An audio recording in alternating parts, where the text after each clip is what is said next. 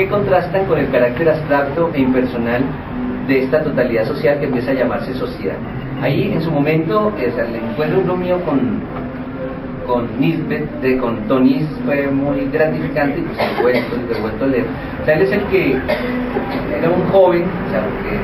escribe ese texto que tiene unos 27 años, tal vez lleva filosofía, bueno, en ese momento que precisamente no está en las disciplinas. Entonces era un joven alemán del norte, incluso vale la pena decirlo porque era de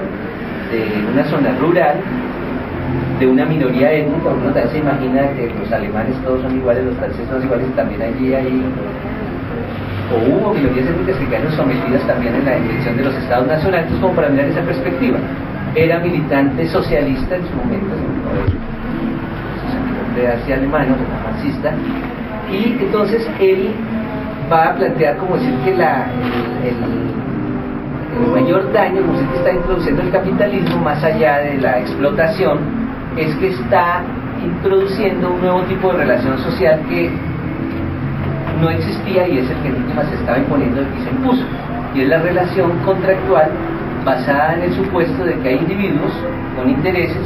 particulares que se juntan con otros pues para eso. Entonces la relación contractual, la relación basada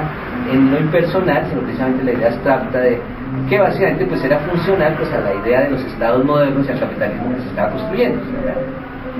Y entonces él dice, frente a esa sociedad, que es el Chap, dice, estaría la categoría comunidad, que tendría que ver con ese mundo de las relaciones interpersonales y sociales signadas precisamente por una intensidad intersubjetiva, por unas relaciones y unos vínculos basados en lealtad, en compromisos mutuos, en responsabilidad compartida. Y él dice, la esencia diferencial entre uno y otro es que en la sociedad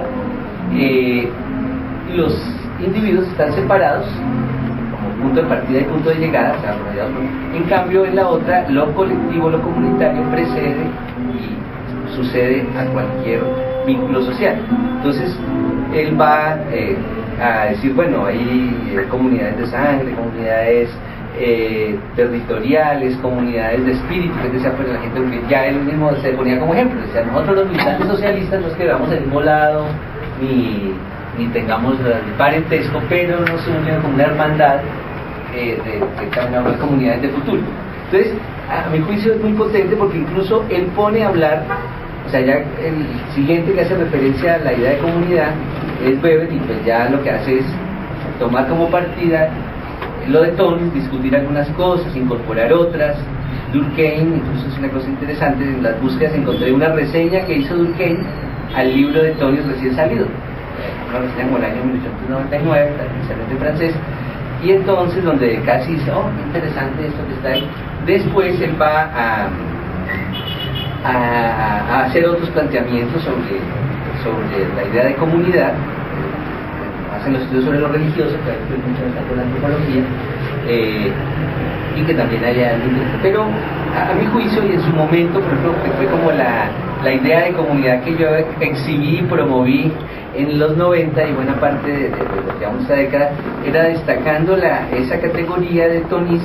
que no identificaba comunidad como con una realidad, sino más bien era como un criterio, un concepto para mirar en qué medida en los contextos específicos hay comunidad, que básicamente se refería a un tipo de vínculo social. Entonces ya eso nos permitía decir un barrio, o sea, ya no habría que identificar este barrio es una comunidad o este pueblo es una comunidad, sino qué tanto hay de vínculos o qué tanto hay de comunidad en esta población, de qué tipo de vínculos. Claro, obviamente pues es un libro muy interesante, pues no va a ser ingenuo, entonces son básicamente tipologías. ¿Por qué? Porque, por ejemplo, puede darse, claro, en una familia que sea un ejemplo clave de vínculos entre hermanos. Bueno, me dedica todo un capítulo y claro, con todo lo que ha sido las hermandades medievales, todo el rol de las hermandades. Pero unos hermanos también pueden poner un negocio, ¿no? Con una panadería, pero entonces, claro, entonces ahí pueden coexistir empíricamente ambos tipos de vínculos. Entonces, cuando ven la apariencia, entonces uno dice, no, familia es familia y negocios es negocio. Sería un buen ejemplo de esas dos categorías puestas incluso en la misma realidad empírica. O lo contrario, lo que pasa ahora, o sea, hoy estamos totalmente atravesados por vínculos societales, capitalistas, pero una empresa puede inventarse en él. Por ejemplo, mi papá trabajaba en Sears, entonces yo formaba parte de la familia Sears. nosotros los hijos de los obreros íbamos a una fiesta un día con todos los demás, entonces éramos la familia siempre. O sea, generar, forzar, por ejemplo, vínculos comunitarios. Incluso Weber va a ir más allá y va a decir, por el solo hecho que, porque claro, nunca lo había planteado Donis, pero precisamente ya como empezaba a generalizarse esa idea de comunidad como algo aislado, natural, entonces va a decir, por el solo hecho de compartir, de tener cosas en común no se configuran comunidades. O sea, por el solo hecho de tener una condición étnica o una opción sexual o alguna cosa, no pueden decir de antemano la comunidad LGBT, algo dado, porque haya una población con unas determinadas opciones entonces aquí pues hago este paréntesis porque como lo que vamos a trabajar son autores contemporáneos, pero precisamente una de las corrientes actuales es retomar a Tonis y ponerlo a leer. Entonces, a partir de esta distinción analítica, la sociología naciente va a convertir a la comunidad en unos conceptos constitutivos, al que van a referirse autores de la talla de Weber, Durkheim, Simmel. Durante la primera mitad del siglo XX, que hay un poco como esa cosa que va a influir sobre el mundo del trabajo social, los sociólogos de la Escuela de Chicago, en el contexto funcionalista, desde una perspectiva ecológica, retomaron la noción de comunidad para referirla. Entonces, allí en Chicago es donde van a nombrar comunidad para referirlo a áreas de la ciudad que constituían mundos sociales y culturales diferenciados. El papel de los sociólogos sería el de estudiar dichas unidades espaciales, tales como los barrios populares, para reconocer los rasgos que le dan unidad de identidad. Claro, algunos dicen, claro, tenía que ver un poco con entonces que en Europa, por ejemplo, la industrialización va por una parte, y bueno, la expansión del capitalismo a diluir muchos de los vínculos del mundo campesino y va a inventarse esta nueva masa del proletariado, precisamente donde los vínculos básicos básicamente tienen que ser reinventados en esa,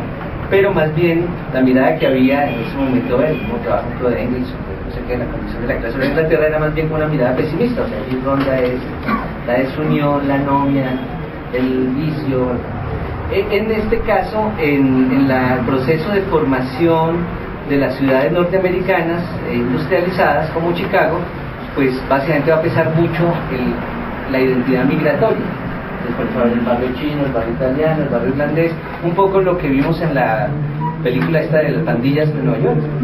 Es claro, entonces en parte la sociología de la Escuela de Chicago se nutre de eso, es un poco como decir, el estado natural ahí de las comunidades es guerra, es de todos contra todos, y por eso hay que instaurar de la sociedad como algo que va a ordenar esas comunidades. Pero quedó esa idea de comunidad como con la gente que vive en un lado. Entonces durante las primeras décadas de la posguerra, el interés por el tema fue prácticamente abandonado dentro del debate académico, a mi juicio, por dos razones. El juicio alimentado de lo que leímos. Por un lado, las experiencias totalitarias, que en su momento, es decir, el fascismo, el estalinismo, que como régimen justificaron algunos de sus excesos a nombre de la comunidad, sea como la comunidad pasada, la comunidad nacional o la comunidad a construir.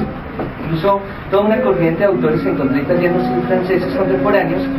que vienen como de la tradición comunista, precisamente vuelven a trabajar la idea de comunidad, en la medida en que para ellos era como si un elemento constitutivo de ese proyecto político y que se perdió por ahí en las prácticas reales de construcción de sociedades. Así que no más pasar del reino de la necesidad al reino de la libertad, y pues algunas de estas cosas que ya en los regímenes pues no necesariamente se tuvieron en cuenta.